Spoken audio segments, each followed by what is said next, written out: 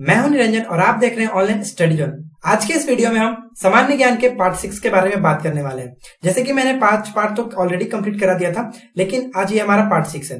तो उम्मीद करता हूं कि आपने हमारा 5 पार्ट को देख लिया होगा और आपको अच्छी भी लगी होगी, क्योंकि मैंने उसमें अच्छे से एक्सप्लेन किया था। तो बस उसी के आधार पर मैंने ये पार्ट 6 बनाया है। तो उम्मीद करता हूँ कि ये भी आपको अच्छा लगेगा। तो इस वीडियो को आप लास्ट तक जरूर देखिए, क्योंकि इस वीडियो में आज जो आपको जानने को मिलेगा शायद आप इसे पहले नहीं जानते होंगे।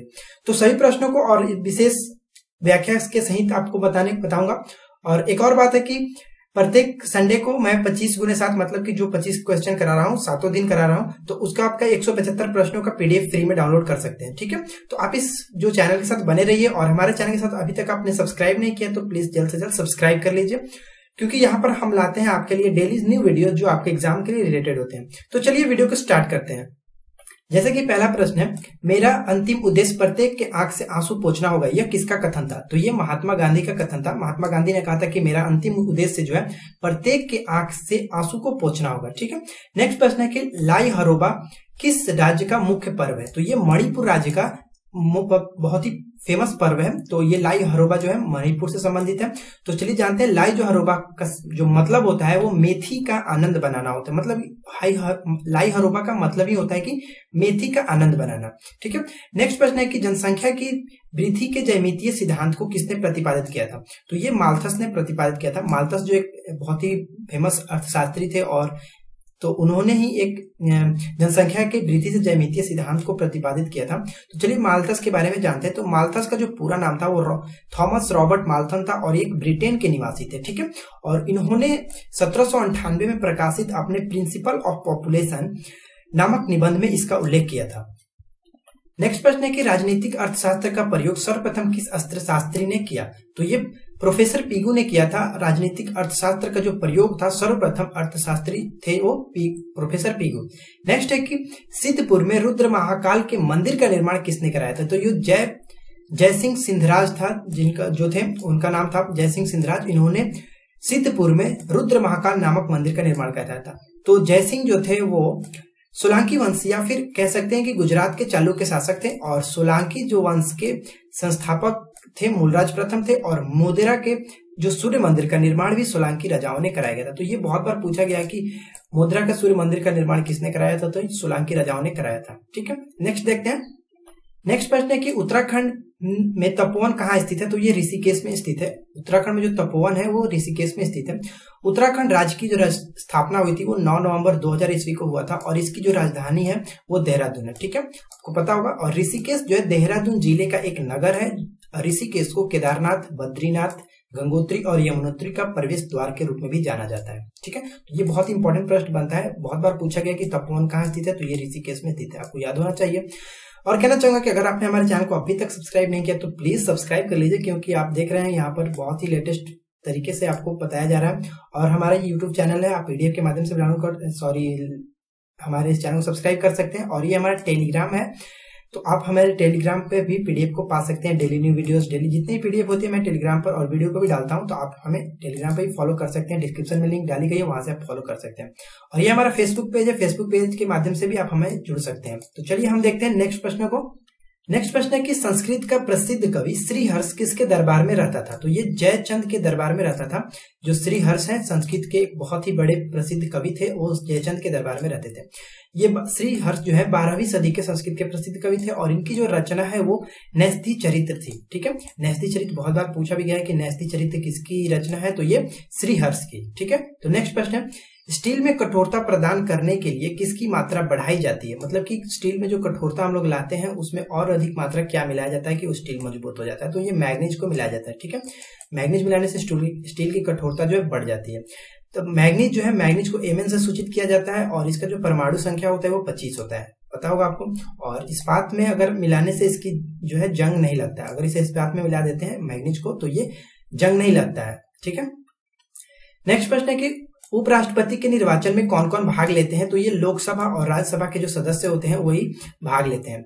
और भारत के जो राष्ट्रपति के बाद उपराष्ट्रपति का पद दूसरा सबसे बड़ा पद होता है, और उपराष्ट्रपति जो है राज्यसभा का पदेन अध्यक्ष होता है। ये बहुत बार पूछा भी गया है कि उपराष्ट्रपति किस सदन का अध्यक्ष होता है? तो ये राज्यसभा का पदेन अध्यक्ष होता है, आप याद रखिएगा। और है कि अनुच्छेद 63 के अनुसार भारत में एक उपराष्ट्रपति होगा जिसका कार्यकाल 5 वर्ष को नियुक्त किया गया है। मतलब कि जो उपराष्ट्रपति होते हैं उनका कार्यकाल 5 वर्ष होता है, राष्ट्रपति का कार्यकाल भी 5 वर्ष ही होता है।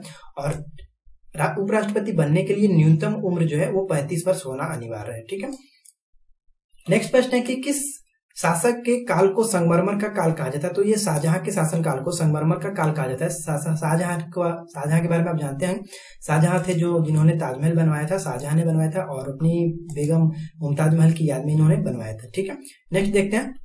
नेक्स्ट प्रश्न है कि उपराष्ट्रपति को हटाने के लिए संकल्प किस सदन में पेश किया जाता है? तो राज्यसभा में पेश किया जाता है। उपराष्ट्रपति का जो संकल्प है, मतलब उनके पद से हटाने के लिए जो संकल्प लिया जाएगा वो राज्यसभा में लिया जाएगा। लेकिन याद रखिएगा कि अगर राष्ट्रपति के पद से महाभियोग लगाया जाता है तो वो किसी भी सदन से लगाया जा सकता है। ये बहुत बार पूछा गया है कि राष्ट्रपति के महाभियोग लगाने की प्रक्रिया किस सदन से उठाई जाती है, तो किसी भी सदन से उठाई जा सकती है। लेकिन उपराष्ट्रपति को पद से हटाने के जो संकल्प है वो राज्यसभा से ली जाती है, क्योंकि ये राज्यसभा के पदेन अध्यक्ष होते हैं। चलिए राज्यसभा के बारे में जानते हैं।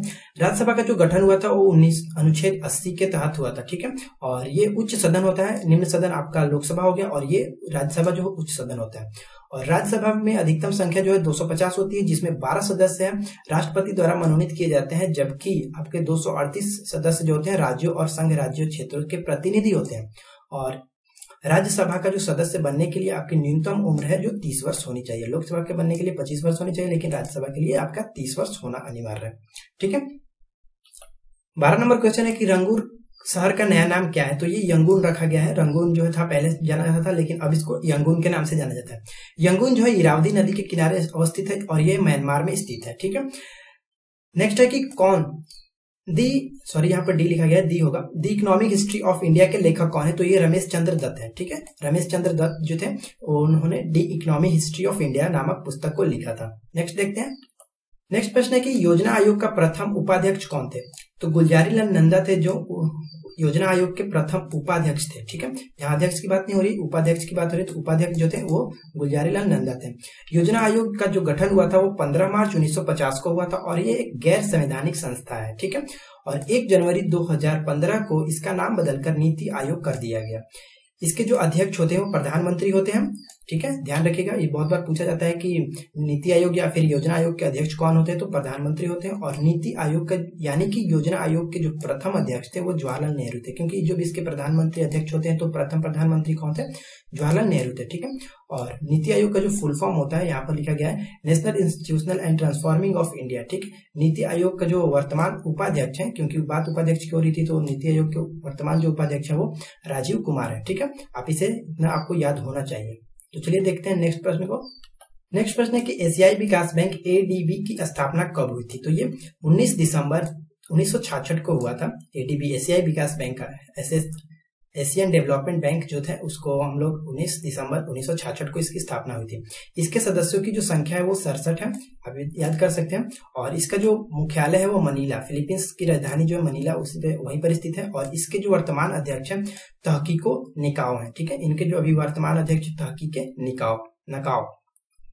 देखिए 19 दिसंबर से मुझे एक और चीज याद आ गई। 19 दिसंबर जो है वो गोवा का राजकीय दिवस मनाया जाता है। गोवा का स्थापना दिवस जो है 19 दिसंबर को मनाया जाता है। तो आप इसे इस तरह से याद रख सकते हैं।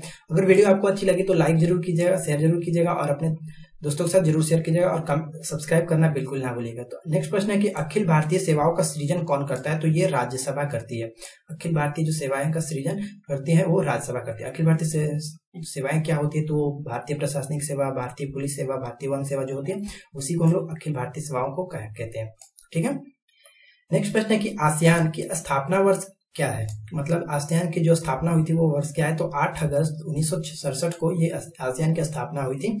तो आसियान के बारे में जानते हैं कि इसका जो मुख्यालय है वो जकार्ता में स्थित है। ठीक है, जकार्ता जो है इंडोनेशिया की राजधानी है। आप इस तरह से याद रख सकते हैं कि इंडोनेशिया की जो राजधानी है वो कहाँ है? तो जकार्ता है। और आसियान का जो पूर्ण रूप होता है वो क्या है? Association of south east Asian nation होता है, क्योंकि ये बहुत बार एग्जाम में पूछा जाता है, तो आपका पूर्ण रूप याद होना बहुत ही जरूरी है। तो इसका जो राष्ट्रवाक्य एक दृष्टि, एक पहचान और एक समुदाय। ठीक है, तो इसका एक राष्ट्रवाक्य बनाया गया है, एक दृष्टि, एक पहचान और एक समुदाय। नेक्स्ट है कि इसकी जो कार्यकारी भाषा है तो वो अंग्रेजी मान्यता दी गई है। नेक्स्ट प्रश्न है कि 1993 में लातूर भूकंप के कारण तबाह हो गया था, तो लातूर किस राज्य में स्थित है? तो ये महाराष्ट्र में स्थित है और यहाँ पर जो 1761 में महाराणा और हरियाणा के निजाम के बीच एक युद्ध हुआ था। 1761 में आपको पता है क्या हुआ था? कोशिश कीजिए, पानीपत की तीसरी लड़ाई हुई थी। नेक्स्ट प्रश्न है कि राष्ट्रीय यूनानी संस्था कहाँ स्थित है? तो बेंगलोर में स्थित है। नेक्स्ट है कि शरीर में यूरिक अम्ल बढ़ने से कौन सा रोग होता है? तो ये गठिया रोग हो जाता है। शरीर में जब यूरिक अम्ल की मात्रा बढ़ जाती है तो वो गठिया रोग हो जाता है। ठीक है, शरीर में यूरिक अम्ल का जो स्तर बढ़ जाने की जो स्थिति होती है उसको हाइपर यूरेसीमिया कहते हैं, हाइपर यूरेसीमिया कहते हैं। और यूरिक अम्ल का जो अणु सूत्र होता है वो C5H4N4O3 होता है। आप देख सकते हैं स्क्रीन पे C5H4N4O3 होता है। ठीक है, नेक्स्ट है बनाना किक किस खेल से संबंधित है? तो फुटबॉल से संबंधित है। आप यहाँ भी देख सकते हैं, नोटिस कर सकते हैं कि किक हम लोग किस में मारते हैं? तो फुटबॉल में मारते हैं, तो फुटबॉल किक संबंधित है। ठीक है, नेक्स्ट प्रश्न है राष्ट्रीय जनसंख्या आयोग का अध्यक्ष कौन होता है? तो ये प्रधानमंत्री होता है। राष्ट्रीय जनसंख्या आयोग का जो अध्यक्ष है प्रधानमंत्री होता है। संविधान के अनुच्छेद 75 के अनुसार प्रधानमंत्री की नियुक्ति जो है राष्ट्रपति करता है और अन्य मंत्रियों की नियुक्ति जो है राष्ट्रपति प्रधानमंत्री की सलाह पर करता है। तो यहाँ पर आप ध्यान दीजिए कि जो राष्ट्रपति की जो है वो प्रधानमंत्री की नियुक्ति करता है, बाकी में मंत्रियों की नियुक्ति राष्ट्रपति जो करता है लेकिन प्रधानमंत्री की सलाह पर करता है। तो प्रधानमंत्री किस अनुच्छेद के अनुसार चुने जाते हैं? तो 75 के अनुसार चुने जाते हैं। और यहाँ पर एक और इम्पोर्टेंट है कि अनुच्छेद 75(3) के अनुसार मंत्री परिषद लोकसभा के प्रति सामूहिक रूप से उत्तरदायी होता है, क्योंकि बहुत बार एग्जाम में पूछा जाता है कि मंत्री परिषद किसके प्रति सामूहिक रूप से उत्तरदायी होते हैं, तो ये आंसर होता है लोकसभा। तो आप अभी ऐसा पूछा सकता है कि लोकसभा के प्रति उत्तरदायी होते हैं तो किस अनुच्छेद के तहत होते हैं? तो अनुच्छेद 75 के 3 के तहत होते हैं। ठीक है, नेक्स्ट देखते हैं। नेक्स्ट प्रश्न है कि ऊर्जा के संरक्षण का सिद्धांत किसने दिया था? तो क्रिश्चियन हाइगेन है जो इन्होंने ऊर्जा के संरक्षण का सिद्धांत दिया था। उष्मागतिकी का प्रथम नियम भी वास्तव में ऊर्जा संरक्षण का ही नियम है। ठीक है, ऐसे ही पूछा जाता है कि उष्मागतिकी का नियम किसके नियम का ही एक रूप है? तो ऊर्जा संरक्षण का एक ही रूप है। ठीक है, दोनों एक ही रूप में आ जाते हैं। नेक्स्ट है कि ल्यूकेमिया को आमतौर पर किस नाम से जाना जाता है? तो ल्यूकेमिया जो है रक्त कैंसर को ल्यूकेमिया के नाम से भी जाना जाता है। तो ल्यूकेमिया को नियंत्रित करने के लिए कोबाल्ट 60 समस्थानिक आइसोटॉप्स जो होता है का उपयोग किया जाता है। पूछा जा सकता है कि ल्यूकेमिया का नियंत्रित करने के लिए किस आइसोटॉप का प्रयोग करते हैं? तो ये कोबाल्ट 60 जो है आपको याद रखना होगा, कोबाल्ट 60। ठीक है, नेक्स्ट प्रश्न है जलियांवाला बाग हत्याकांड के जांच के लिए कांग्रेस द्वारा बनाई गई समिति के अध्यक्ष कौन थे? तो ये मदन मोहन मालवीय जो थे उनको बनाया गया था। जलियांवाला बाग जो हुआ था 1919 में, तो उसकी जांच के लिए कांग्रेस ने एक कमेटी बनाई थी जिसके अध्यक्ष मदन मोहन मालवीय जी को बनाया गया था।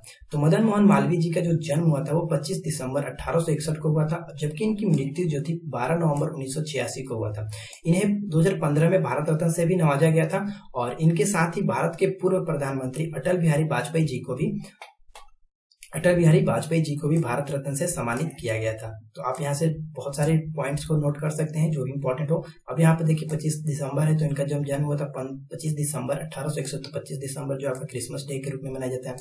और यहाँ पर एक और भी चीज आई है 1946, तो 1946 से वो भारत में कैबिनेट मिशन का आगमन हुआ था जिसके अध्यक्ष थे लॉर्ड पैट्रिक लॉरेंस थे। तो आप देख सकते हैं, तो इनसे बहुत चीजें मिल जाती हैं तो आपको। तो दोस्तों उम्मीद करता हूं कि आपको ये वीडियो अच्छी लगी होगी। अगर आपको ये वीडियो अच्छी लगी हो और आपके लिए बहुत ही यूजफुल रही हो तो प्लीज लाइक जरूर कीजिएगा और अपने दोस्तों के साथ शेयर करना ना भूलिएगा। अगर आपने हमारे चैनल को अभी तक सब्सक्राइब नहीं किया तो प्लीज सब्सक्राइब जरूर कर लीजिएगा। तो मिलते हैं एक और वीडियो के साथ, तब तक के लिए टाटा बाय बाय।